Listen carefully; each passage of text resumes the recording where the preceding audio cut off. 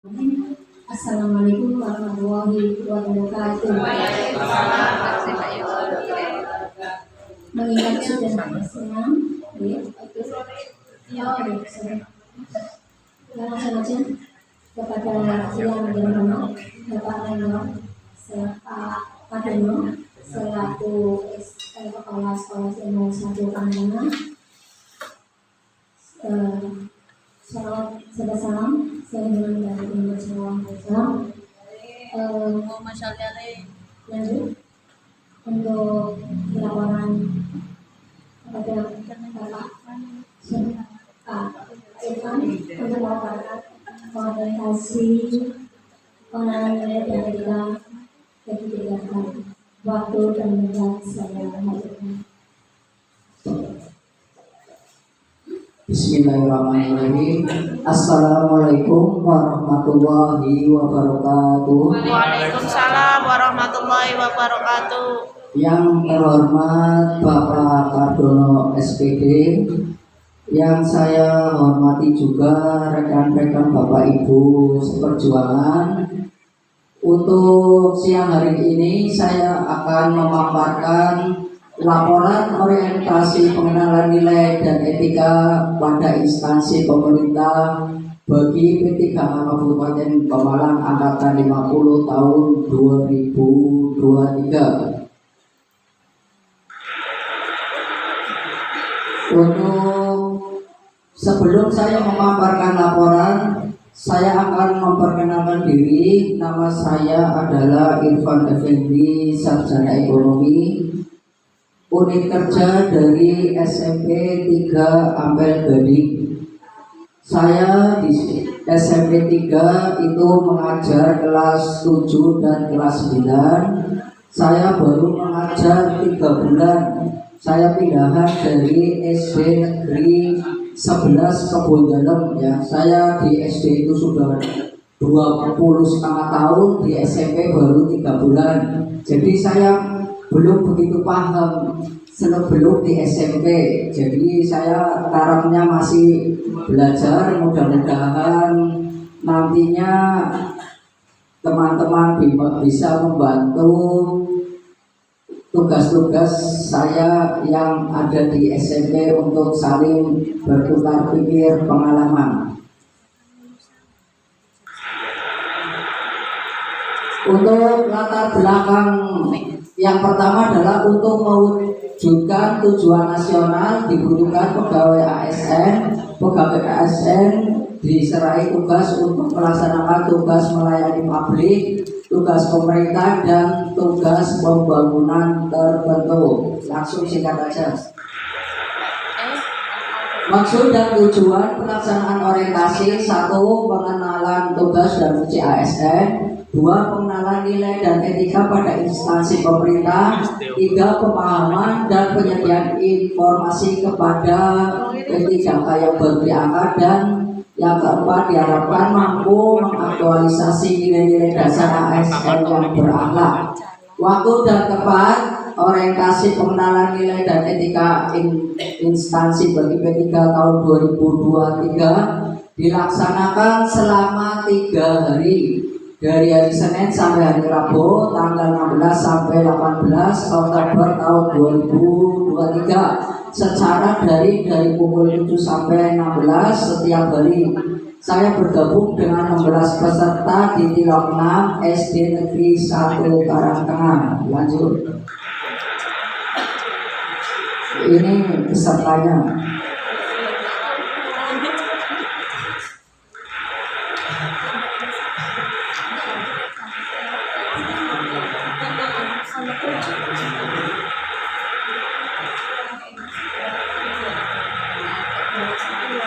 Langsung saya cek ke visi dan misi SMP 3 Ampel Gading biar cepat.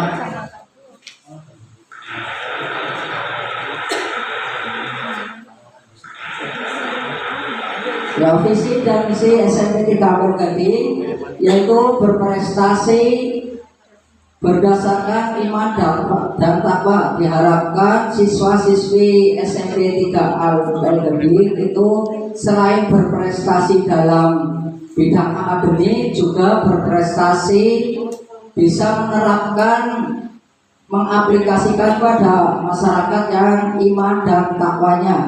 Terus visinya dalam upaya mewujudkan visi misi telah dilakukan elaborasi dengan cara menganalisis ruang lingkup misi atau mission area analysis yang kemudian menghasilkan rumusan atau mission. Ya, inilah rencana kerja saya selama 5 tahun, dari tahun pertama sampai tahun kelima. Saya ambil yang sederhana dan singkat ya.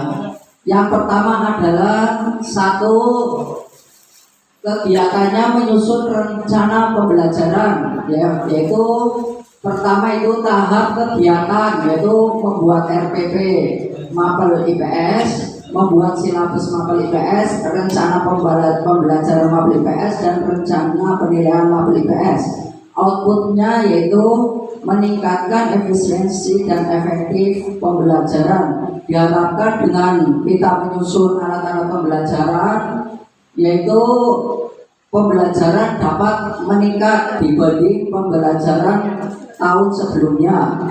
Terus penerapan nilai akhlak, yaitu melaksanakan pekerjaan sesuai dengan prosedur dan ketentuan yang berlaku atau akuntabel, yaitu melaksanakan pekerjaan sehari-hari yang berdasarkan ketentuan jadwal yang sudah ditentukan oleh kepala sekolah maupun bagian ini apa namanya, bagian yang mengatur jadwal. Terus yang kedua yaitu kegiatannya melaksanakan pembelajaran dan bimbingan, yaitu mulai berdoa, yaitu setelah berdoa absensi, literasi, penjelasan materi, yaitu penjelasan materi di sini yaitu penjelasan mengenai materi yang berkaitan dengan ilmu pengetahuan sosial, yaitu contohnya pada kelas 7 biasanya menjelaskan tentang interaksi ya, interaksi baik interaksi dengan orang maupun interaksi dengan masyarakat yang lainnya. Terus tanya jawab tentang interaksi dan penugasan serta penutup. Terus output yang kedua menciptakan situasi belajar yang optimal dengan memfasilitasi, membimbing dan melatih peserta didik. Ya, dalam hal ini peserta didik dibimbing supaya dia tahu tentang bagaimana berinteraksi atau berhubungan di khususnya baik di keluarga maupun di masyarakat. Terus penerapan nilai akhlaknya yaitu melaksanakan tugas dengan jujur, bertanggung jawab, cermat, disiplin dan berinteraksi atau akuntabel. Ya, dalam hal ini anak-anak dianjurkan untuk mengerjakan tugas secara jujur dan tanggung jawab ya, dengan cara mengerjakan sendiri tanpa melihat teman yang lainnya. Terus yang ketiga adalah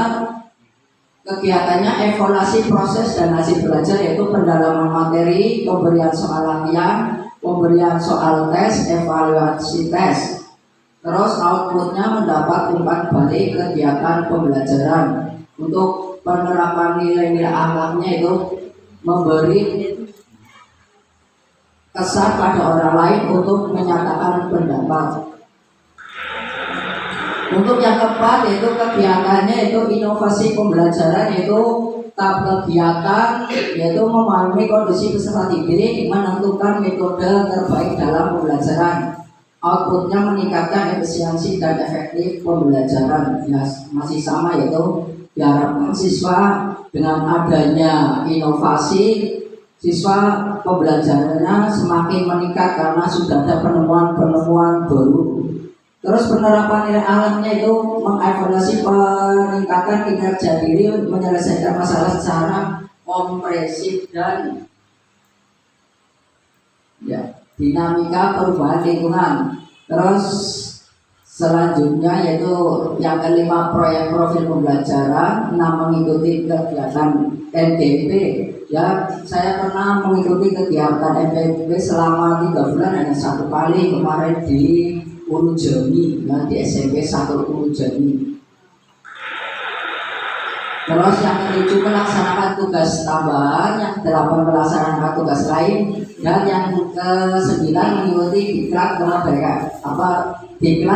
Merdeka Mengajar. Ya, kemarin juga saya ikut diklat di SMP 1 Pemalang, bagaimana cara mengajar Murmer di IPS di SMP khususnya Mapel IPS. Demikian rencana kerja selama 5 tahun ini saya tulis secara globalnya aja, karena kalau dipaparkan semua bisa 5 kali lipatnya ini. Jadi yang saya paparkan hanya garis besarnya aja. Terima kasih. Saya tutup. Wassalamualaikum warahmatullahi wabarakatuh. Waalaikumsalam warahmatullahi wabarakatuh. Terima kasih. Monggo tanggapan dari Pak Ikan dan mungkin ada dari Pak Semoga menetapkan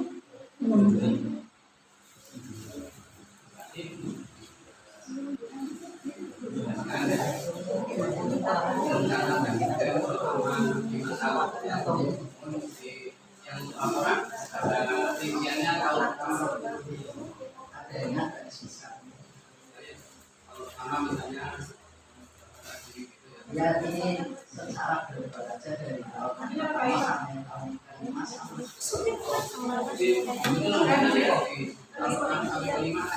aja dari kemudian ini dengan pembelajaran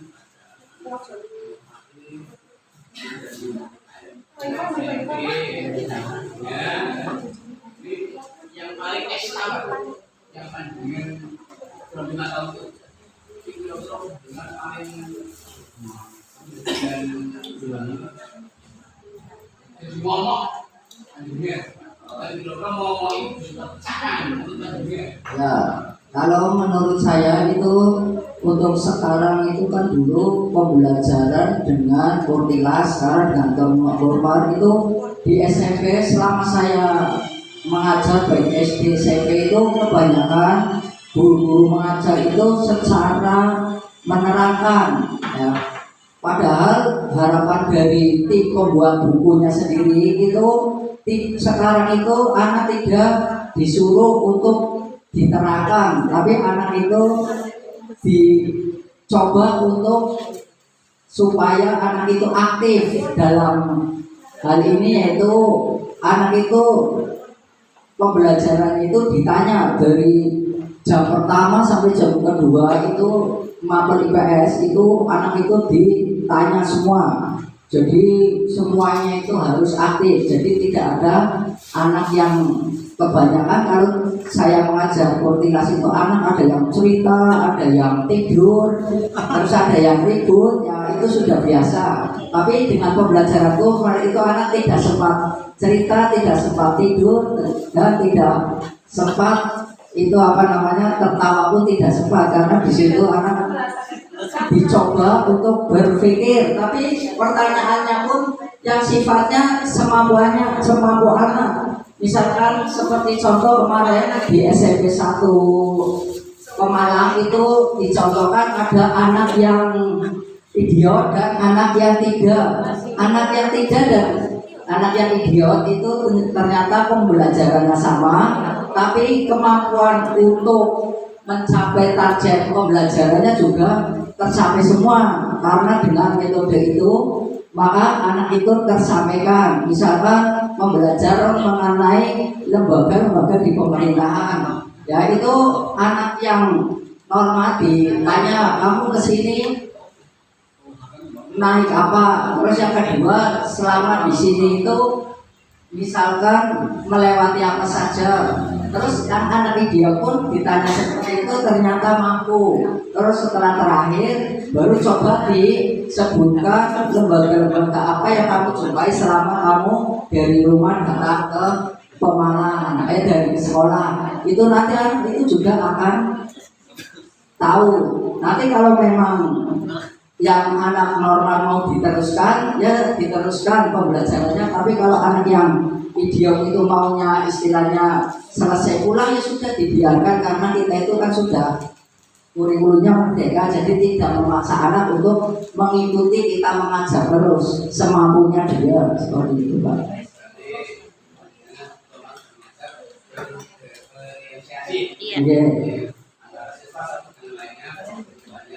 Ya, kebutuhannya itu sesuai dengan kemampuan anak masing-masing. Iya. Tolong jelaskan, contoh selama mengajar itu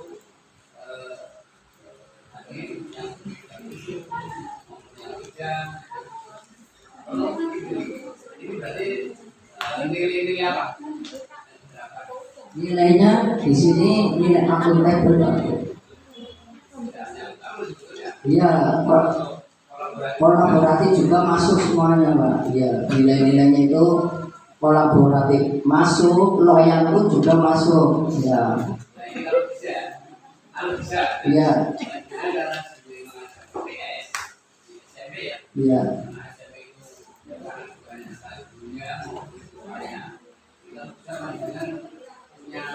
Tren apa yang kira-kira bisa diterapkan di SMP tersebut dengan